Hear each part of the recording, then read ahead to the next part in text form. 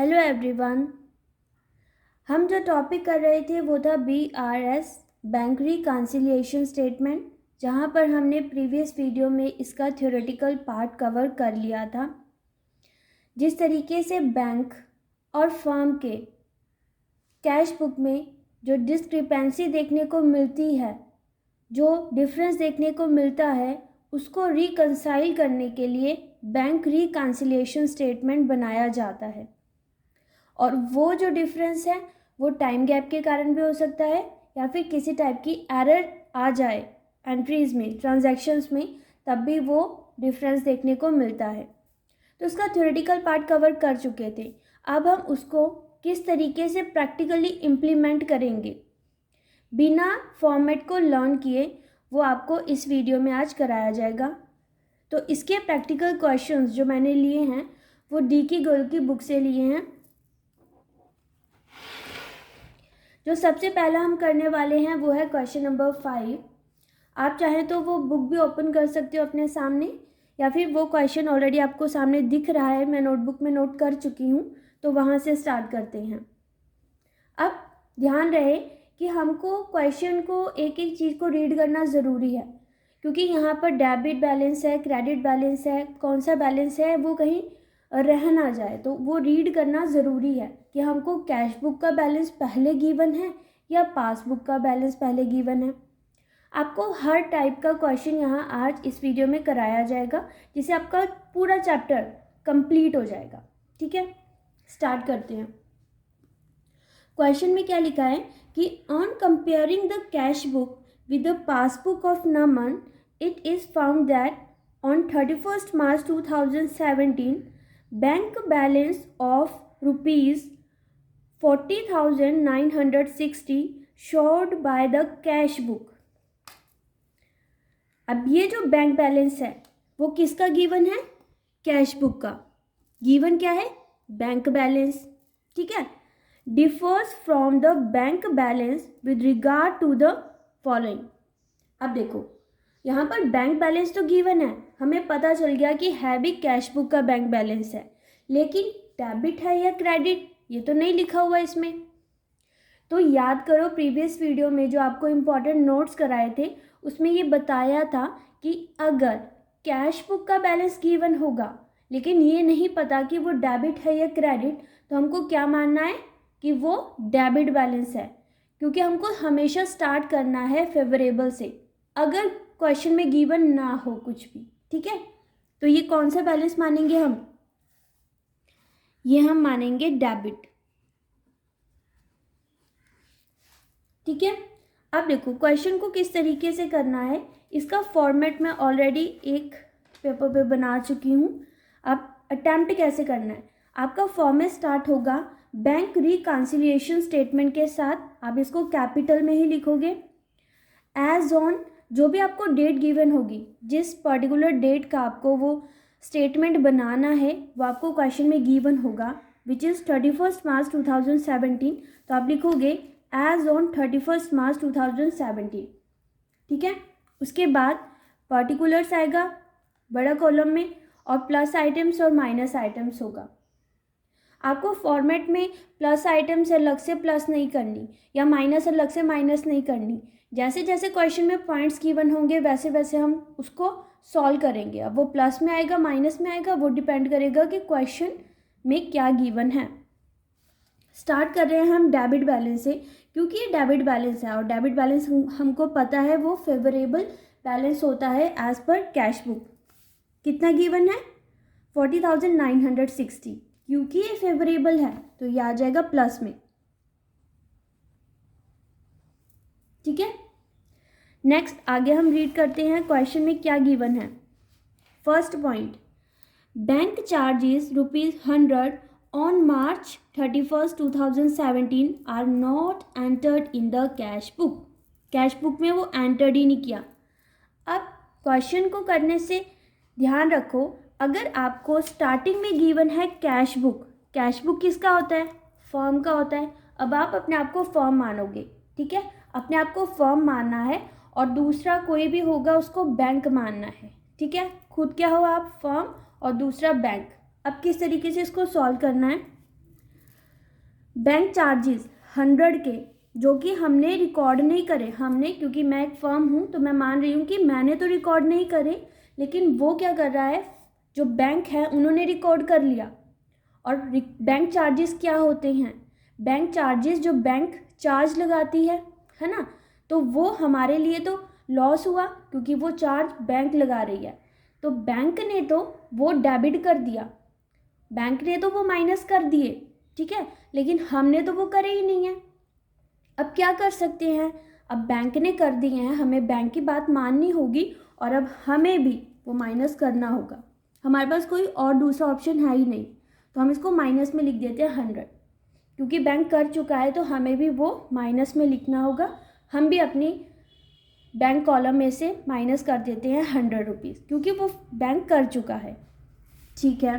Next, on 21 March 2017 a debtor paid 2000 into the company's bank in settlement of his account, but no entry was made in the cash book of the company in respect of this.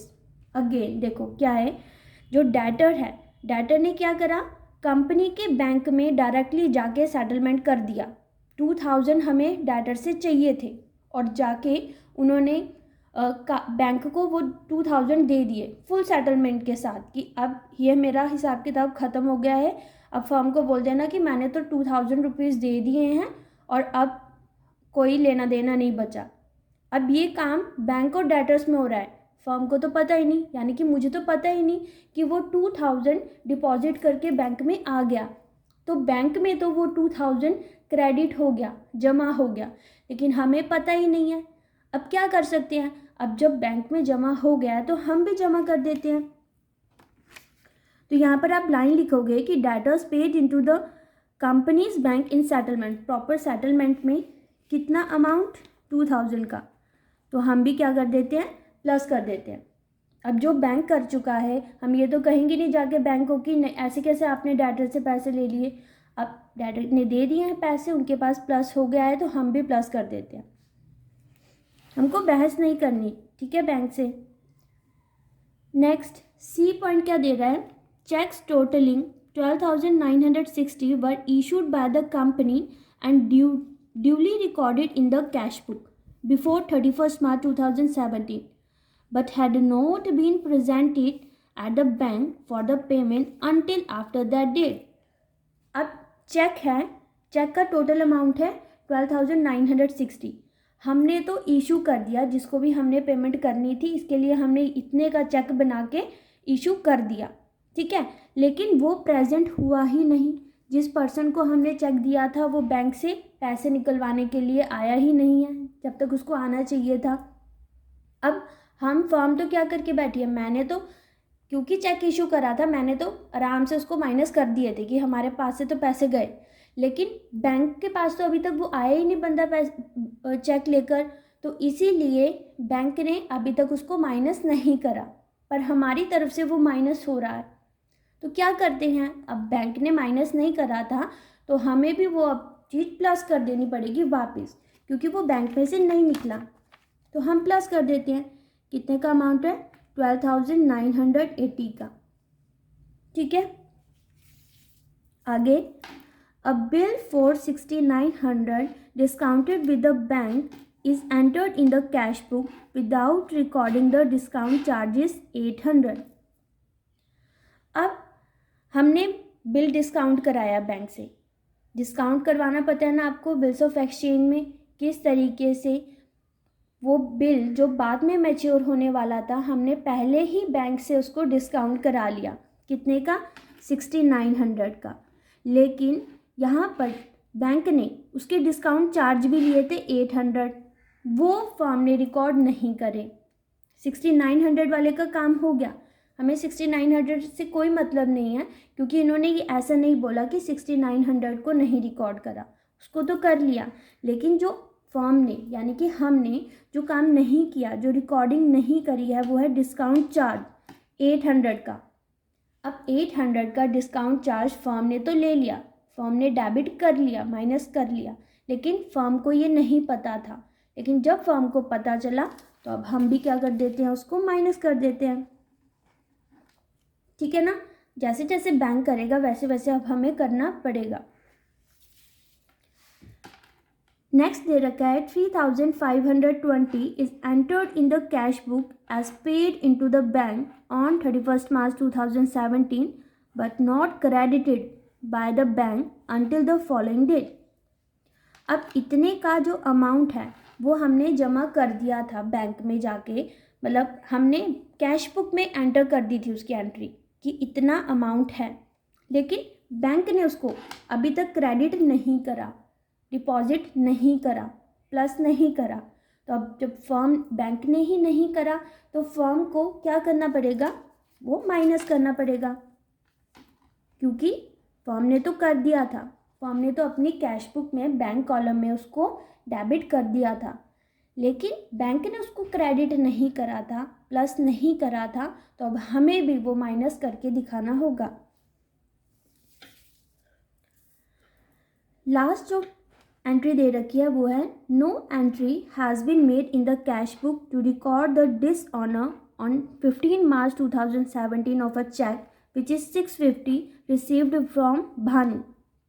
अब भानु से जो 650 का check आया था वो dishonour हो गया, ठीक है, लेकिन उसकी एंट्री कैश बुक में नहीं हुई। हमें नहीं पता था कि वो डिसऑनर हो गया, लेकिन जैसे ही फर्म को पता चला कि वो डिसऑनर हो गया तो अब क्या कर सकती हैं, जो चीज़ हम प्लस करके बैठे थे अब हम उसको माइनस करना पड़ेगा, क्योंकि जब वो डिसऑनर हो ही गया तो और तो कोई हमारे पास चारा ही नहीं है और कुछ करने का, तो हम भी माइनस करेंगे उसको, ठीक है। अब हमने सबकी एंट्री कर दी, कौन सा आइटम प्लस हुआ, कौन सा आइटम माइनस हुआ, किस तरीके से हमने उसको करा। इसके लिए फॉर्मेट को लर्न करने की ज़रूरत नहीं है कि जब भी चेक इशू होगा तो वो प्लस होगा, जब भी कलेक्ट करेंगे तो माइनस होगा, ये लर्न करने की ज़रूरत नहीं है। आपको सिर्फ उसको अंडरस्टैंडिंग से ही समझना है कि जो बैंक ने करा है वही फर्म को करना पड़ेगा। अगर बैंक ने प्लस करा है तो हम भी प्लस कर देते हैं, बैंक ने माइनस करा है तो हम भी माइनस कर देते हैं, ठीक है। अब जो प्लस आइटम्स हैं उनकी टोटलिंग अलग से करेंगे, तो ये टोटल करके आ जाएगा 55,940। वहीं पर अगर हम माइनस आइटम्स को प्लस करें तो इसकी टोटलिंग आ जाएगी 5070। अब यहाँ पर प्लस आइटम्स ज़्यादा है तो प्लस आइटम में से माइनस आइटम्स को माइनस करेंगे तो उसका जो डिफरेंस आ जाएगा 50870। तो यही डिफरेंस था जो कैश बुक और पासबुक में देखने को मिल रहा था। अब ये पॉजिटिव है, पॉजिटिव आया है, और बैंक में पॉजिटिव कौन सा बैलेंस होता है, क्रेडिट बैलेंस होता है, ठीक है। तो इस तरीके से डेबिट है तो यहाँ पर भी, यहाँ पर डेबिट है तो यहाँ पर क्रेडिट आ जाएगा, कैश बुक है तो यहाँ पर पासबुक आ जाएगी। ये ज़्यादातर क्वेश्चन में यही होता है और यही इसका तरीका है, लेकिन कई एक्सेप्शनल केसेस होते हैं जहाँ पे पहले कैश बुक का फेवरेबल होता है लेकिन पासबुक का अनफेवरेबल आ जाता है, तो ये भी पॉसिबल है, ठीक है। लेकिन ज़्यादातर केसेस में अगर फेवरेबल कैश बुक का बैलेंस है तो फेवरेबल ही पासबुक का बैलेंस भी आएगा। तो ये क्वेश्चन आपको समझ आ गया। हम और क्वेश्चन करेंगे जिससे हमें और भी अच्छे से ये समझ आ जाए। अब जो मैं क्वेश्चन नंबर ले रही हूँ वो है टीके गोयल की बुक का ही क्वेश्चन नंबर 7। स्टार्ट करते हैं। Tiwari and sons find that the bank balance shown by their cash book on 31 December 2016 is 40,500 और which is also given there कि क्रेडिट बैलेंस गिवन है यहाँ पर। तो हम यहाँ पर अब कोई प्रॉब्लम नहीं है, क्रेडिट बैलेंस से इसको सॉल्व करेंगे। और ये भी पता है कि क्रेडिट बैलेंस कौन सा होता है, अनफेवरेबल बैलेंस होता है। तो सबसे पहले हमें इसको माइनस में लिखना पड़ेगा। तो credit balance as per cash book दे रखा है, माइनस में हम लिखेंगे इसको 40,500। लेकिन क्योंकि पासबुक में डिफरेंसेस देखने को मिल रहे हैं तो उन डिफरेंसेस की क्या रीजंस हैं उनको हमको सॉल्व करना है। देखो फर्स्ट पॉइंट दे रखा है, अ check for 5,000 drawn in favor of Manohar has not yet been presented for the payment।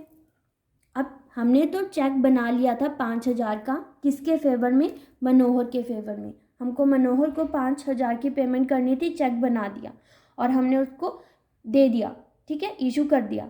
अब फर्म क्या करेगी, फर्म एक अच्छी फर्म है तो उन्होंने जैसे ही 5,000 का चेक बनाया वैसे ही उन्होंने माइनस कर दिया, ठीक है। लेकिन अभी has not yet been presented for the payment, लेकिन मनोहर अभी तक पेमेंट लेने के लिए बैंक में गया ही नहीं, यानी कि बैंक में से वो 5,000 माइनस अभी नहीं हुए। यहाँ फर्म माइनस करके बैठी है लेकिन बैंक में वो माइनस नहीं हुए। तो अब क्या करना पड़ेगा, बैंक में माइनस नहीं है तो हम भी माइनस कर देते हैं। अगर बैंक में माइनस नहीं है तो हम उसको प्लस कर देते हैं, ठीक है।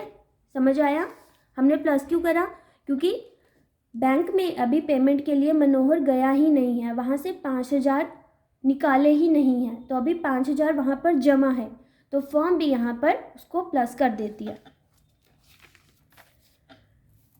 Post dated cheque for 900 has been debited in the bank column of the cash book. एक पोस्ट डेटेड चेक था 900 का, वो बैंक कॉलम में ऑलरेडी डेबिट किया हुआ है, but it could not have been presented in any case. लेकिन अभी तक वो क्या नहीं हुआ है, आया ही नहीं है पेमेंट के लिए। उस चेक की पेमेंट अभी तक बैंक में आई ही नहीं है, तो क्या करे, अब बैंक फर्म तो 900 का डेबिट कर रखा है, प्लस कर रखा है ऑलरेडी, लेकिन बैंक में अभी तक उसकी पेमेंट नहीं आई, तो अब क्या करेंगे, हम उसको माइनस कर देते हैं जो हमने प्लस करा था। अब जब तक बैंक के पास वो आएगी ही नहीं पेमेंट, तो उस चेक को प्लस करने का क्या फ़ायदा, इसीलिए फर्म उसको माइनस कर देगी।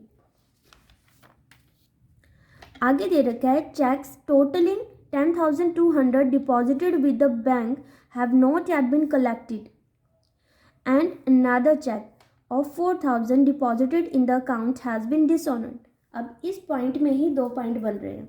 पहला पॉइंट बोल रहा है कि चेक है 10,200 का जिसको बैंक में डिपॉजिट कर दिया गया है, लेकिन अभी तक उसकी पेमेंट कलेक्ट नहीं हुई है, यानी कि वो 10,200 का जो फर्म प्लस कर चुकी थी अभी उसकी पेमेंट बैंक तक आई ही नहीं है। तो अगेन वो 10,200 अगर बैंक पे आए ही नहीं है पैसे, तो फर्म को लिखने का क्या फ़ायदा, फर्म को उसको माइनस कर देना चाहिए, तो हमने उसको माइनस कर दिया। दूसरा जो पॉइंट बोल रहा है इसी में ही कि another cheque for 4,000 deposited in the account has been dishonoured. अब वो डिसऑनर्ड हो गया 4,000 का, लेकिन फर्म को इसके बारे में जानकारी नहीं है ना। तो 4,000 का अगर डिसऑनर्ड हो गया है चेक और यहाँ फर्म उसको प्लस करके बैठी है, तो फर्म को चुपचाप क्या करना चाहिए, माइनस कर देना चाहिए। तो हमने 4,000 का माइनस कर दिया, माइनस आइटम्स में लिख दिया।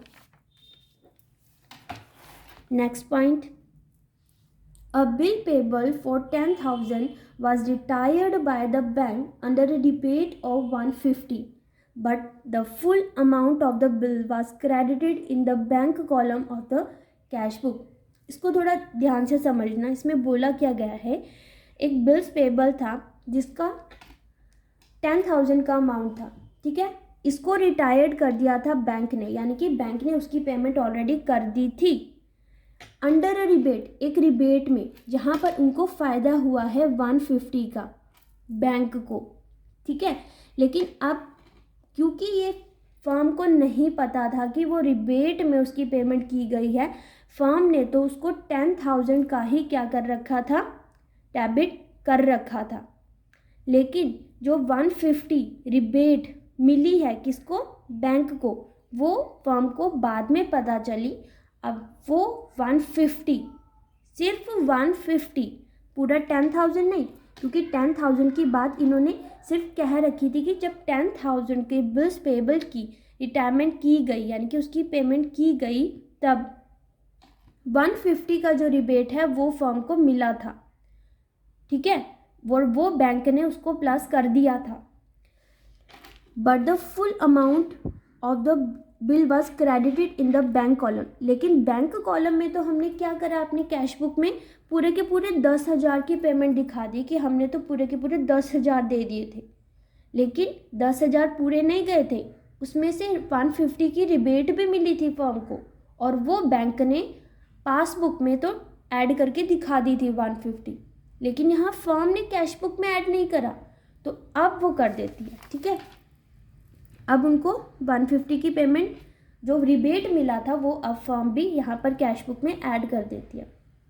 यहाँ पर क्या कन्फ्यूजन होती है कि यहाँ पर 10,000 की भी बच्चे उसमें प्लस करके दिखा देते हैं। 10,000 का कुछ लेना देना नहीं है इसमें। 10,000 की तो पेमेंट हो चुकी थी, बैंक ने भी अपने में एंट्री कर दी थी और यहाँ पर फर्म ने भी एंट्री कर दी थी। लेकिन यहाँ पर 150 की रिबेट भी वापस मिली है, लेकिन वो फर्म ने नहीं दिखाई। तो अब वो फर्म को दिखानी पड़ेगी क्योंकि पासबुक में उसकी एंट्री हो चुकी थी, इसीलिए हमने उसको भी 150 ऐड कर दिया।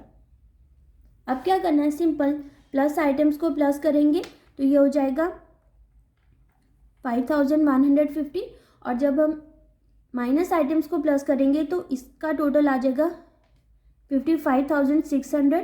और अब जब हम माइनस कर रहे हैं तो हम देख रहे हैं कि माइनस आइटम ज़्यादा है, तो यहाँ पर जो आंसर आने वाला है वो भी माइनस का आने वाला है, यानी कि अनफेवरेबल आने वाला है।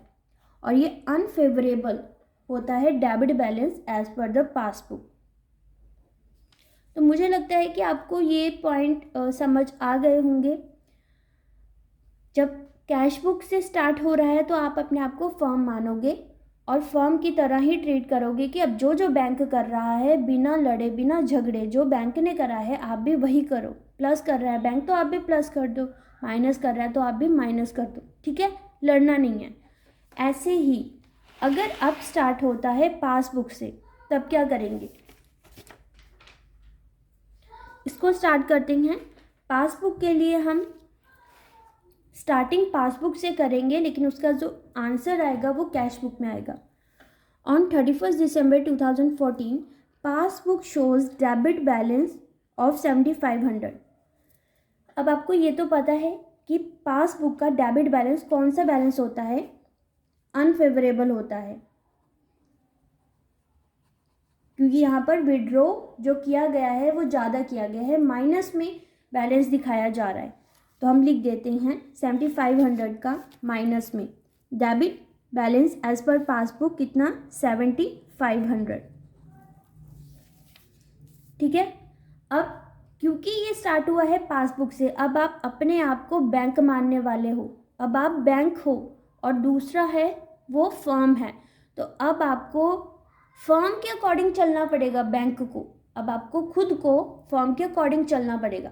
कैसे, checks paid in for collection amounted to 20,600 but checks of 7,800 were credited on 3rd January 2015।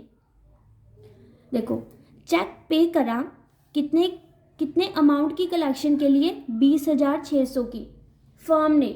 आप सोचो कि फर्म क्या कर रही है, उसने चेक जो दिया है वो 20,600 की पेमेंट के लिए दिया गया है, लेकिन जो चेक था 70 उसमें से 7,800 का जो अमाउंट है वो क्रेडिट हुआ है। क्रेडिट मतलब डिपॉजिट हुआ है बैंक में। कितने, कब हुआ था, 3rd जनवरी को, यानी कि जब डेट दे रखी है 31 दिसंबर की, तो यहाँ पर हमें नेक्स्ट ईयर के लिए नहीं जाना, ये अगले साल पेमेंट हुई है।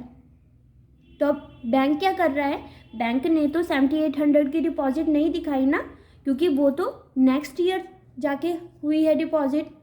लेकिन अगेन अब बैंक को फर्म के अकॉर्डिंग चलना है। फर्म ने क्या करा था, फर्म ने जो चेक दिया था बैंक को वो पूरा का पूरा 20,600 का दिया था, लेकिन एक्चुअली में बैंक ने 7,800 अगले साल जाके जमा करा था। 7,800 में से बाकी का तो अमाउंट तभी उसी साल जमा कर दिया, लेकिन 7,800 अगले साल जाके जमा करा था। लेकिन क्योंकि फर्म पूरा का पूरा अमाउंट प्लस कर चुकी है, तो बिना कोई झगड़े या कुछ करे हमें वो अमाउंट ऐड करना होगा। तो वो हम अमाउंट ऐड कर देते हैं। कितने का अमाउंट है, 7,800 का। ये पॉइंट आपको समझ आया? दोबारा से मैं रिपीट करती हूँ। Cheques paid in for collection amounted to इतना। देखो, फर्म ने इतने का जो अमाउंट है चेक का वो फर्म को दिया था कि इतने की पेमेंट है, इसको डिपॉजिट कर लो, लेकिन इसमें से 7,800 तो नेक्स्ट ईयर पैसा आया किसी से भी, डेटर से या किसी से भी, तो वो अमाउंट नेक्स्ट ईयर जाके जमा हुआ।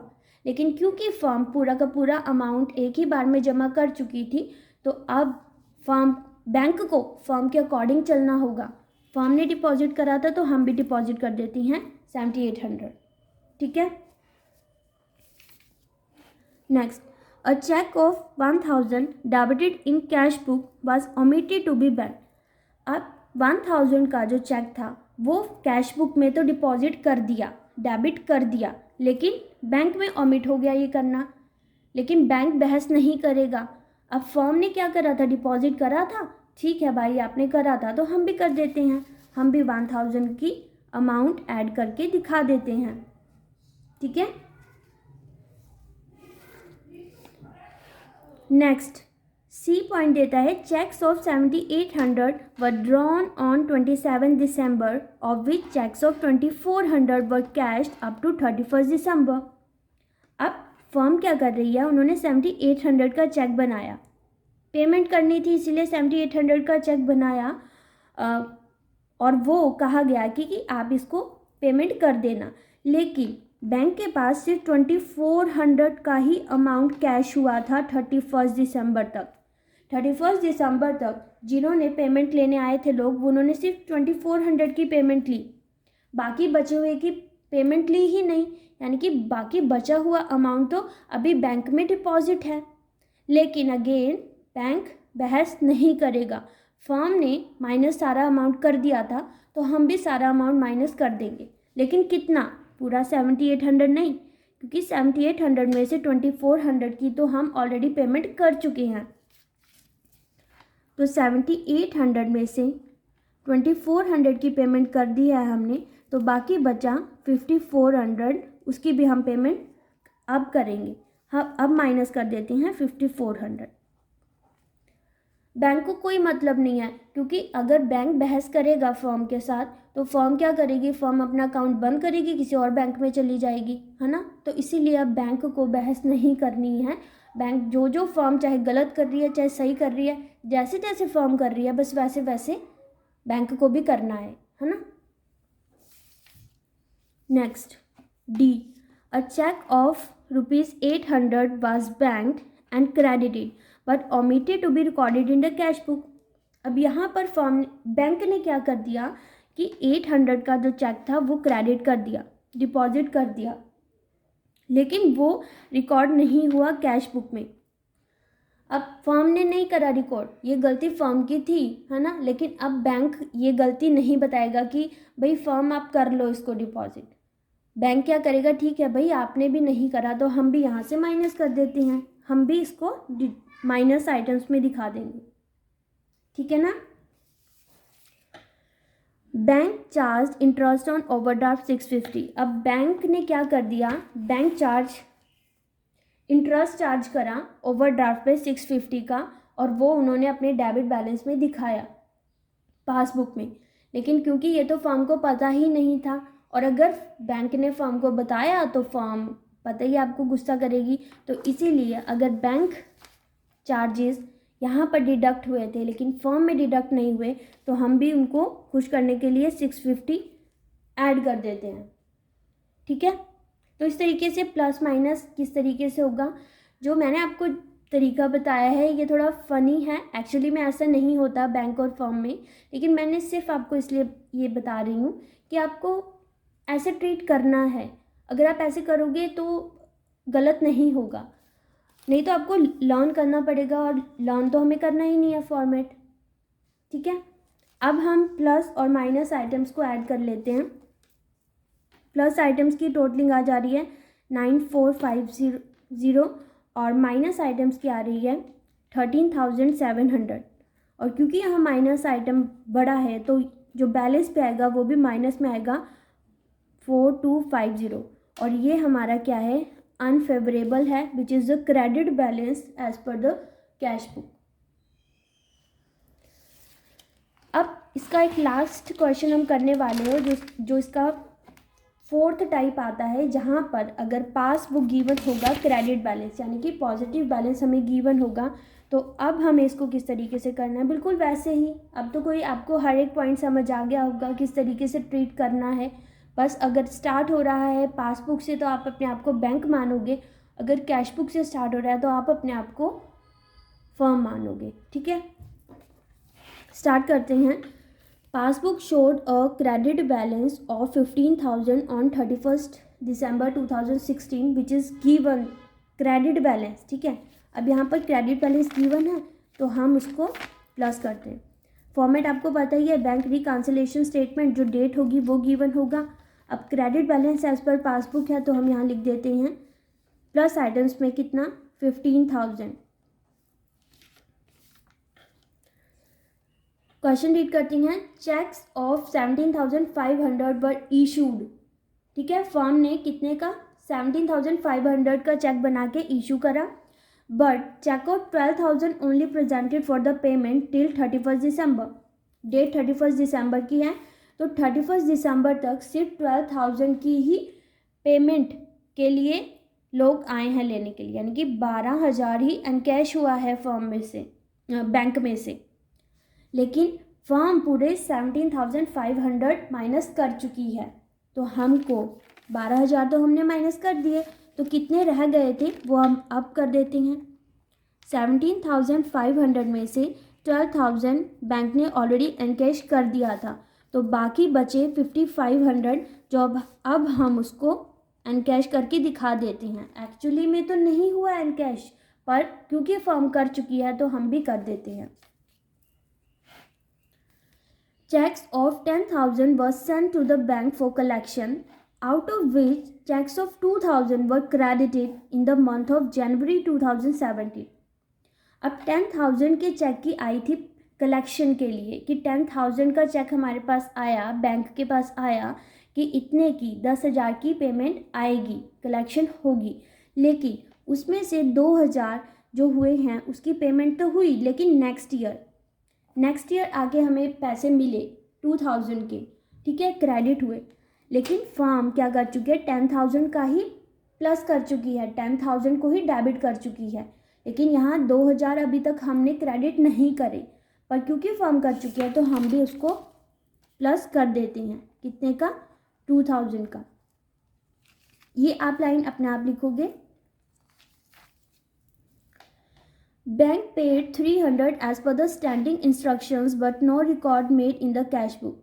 अब बैंक को जो भी स्टैंडिंग इंस्ट्रक्शंस मिली थी कि 300 की पेमेंट करनी है, और ये फर्म ने बोला था, लेकिन फर्म भूल गई और फर्म ने उसकी एंट्री नहीं करी अपनी कैश बुक में।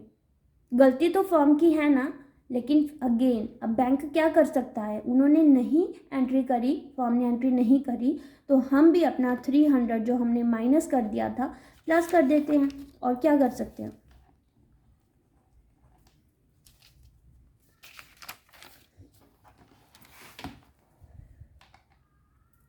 नेक्स्ट आता है bank charge interest on overdraft 800 and it was entered twice in the passbook by bank. अब यहाँ पर जो बैंक चार्ज कर रही है इंटरेस्ट ऑन ओवरड्राफ्ट है ना, वो 800 का है, लेकिन यहाँ पर पासबुक में इसकी 2 बार एंट्री हो गई है।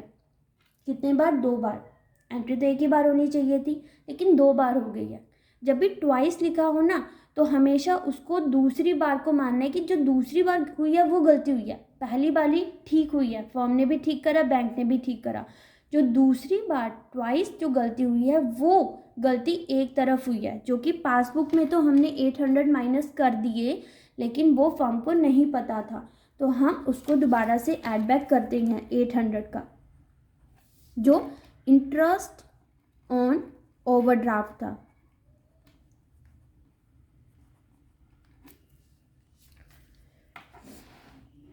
नेक्स्ट आता है 40 as bank charges not recorded in the cash book. जो बैंक चार्जेस लिए थे फर्म ने, बैंक ने, और उसको डेबिट करा था 40 से, लेकिन वो तो कैश बुक में रिकॉर्ड करा ही नहीं है। फर्म बड़ी चालाक है, जो भी चार्जेस होते हैं, जो इंटरेस्ट वगैरह होता है, वो रिकॉर्ड ही नहीं करती। अब बैंक क्या करेगी, बैंक को भी उसको ऐड करना पड़ेगा।